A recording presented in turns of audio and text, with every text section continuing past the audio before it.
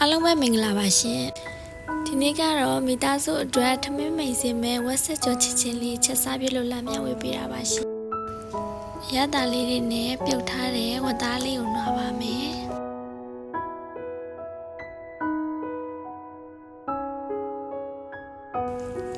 ချစ်ချင်းဆက်ဆက်လေးမှာစားကောင်းတာမို့နှင်းထားတဲ့ဝတ်သားလေးကိုမကြီးနှစ်ရည်လေးနဲ့ထပ်ပြုတ်ပါမယ်ရှင်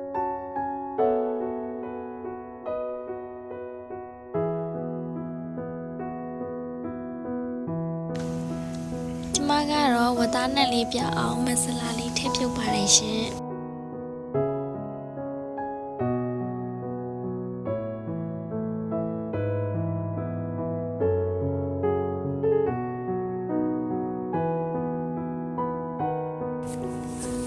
ဝတ်သားလေးပြုတ်ထားတော့မှပဲစက်သွန်အဖြူနေလေးကိုနှွားပြီးတော့ကြိတ်ထားပါမယ်နော်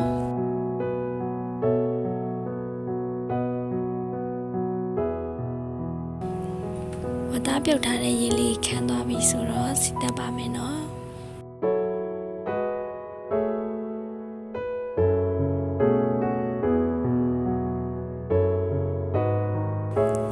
စီလေးတွေပူလာပြီဆိုတော့စက်သွန်လေးထည့်ပြီးစီတက်ပါမယ်နော်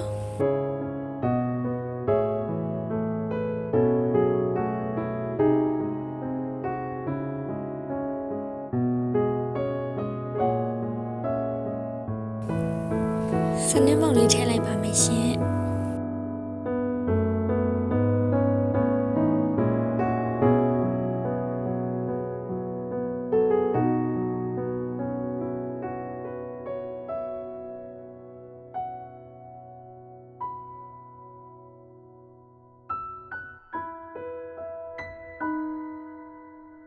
မီအေးလေးနဲ့စက်သွန်လေးတွေနွမ်းတဲ့အထိမှွေပေးပါမယ်ရှင်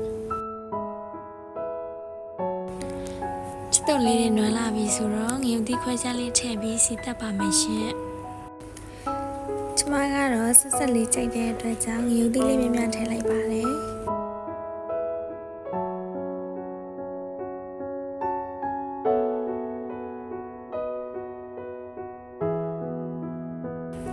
ငရုတ်သီးလေးတွေမွေပြီးရဲလာပြီဆိုရင်ဝတ်သားလေးထည့်လိုက်ပါမယ်ရှင်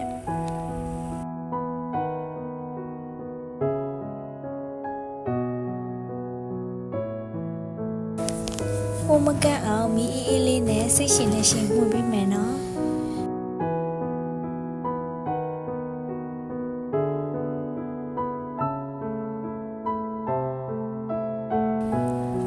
ယူသီးလေးလည်းကျုံပြီးဝတ်သားလေးတွေခြောက်လာပြီမို့ငမြားကြီးလေးထည့်လိုက်ပါမယ်ရှင်ပွေးသွားအောင်လို့ပါ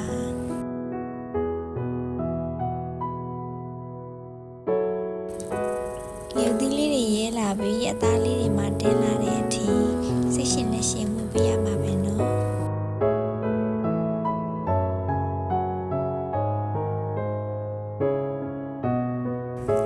မွေးနဲ့စားချင်လာပြီအရမွေးလို့